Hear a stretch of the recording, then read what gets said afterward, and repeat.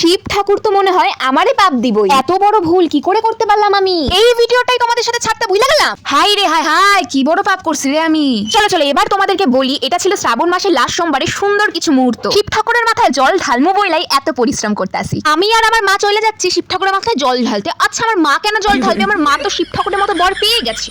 আমি ঢালবো, আমি বর পাবো, মাও ঢালছে, কেন বুঝছি না আমি। চলো চলো হয়েছে, বাদ দাও। তোমরা বলো আমারে কেমন লাগতেছে? লাগতেছে তো নায়িকার মতো। হাসাহাসি করতে করতে মন্দিরে চলে আসি। মন্দিরে আইসা দেখি উমা কত পার্বতী রে।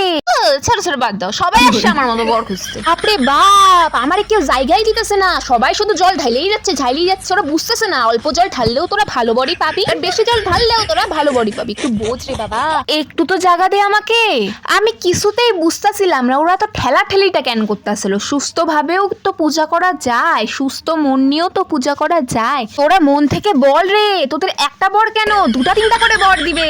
তো জাগিয়ে বাবা, তুমি কার কথা শুনলে শোনো, না শুনলে না শোনো, আমারই একটু একটু তোমার মতোই মাথা গরমালা ছেলে দিও না। কারণ কি বলো তো বাবা, আমার মাথা তো চন্ডাল হয়ে থাকে। তোমার মতো চন্ডাল বর যদি আমার কপালে জুটে, আমার রাগ তো তাহলে বাবা সহ্য করতে পারবো না। আমার একটু শান্ত ভদ্র বর চাই বাবা। যদি রাগী বর কপালে জুটে তাহলে তো কঞ্চি দিয়ে রোজ মার খাইতে লাগবো।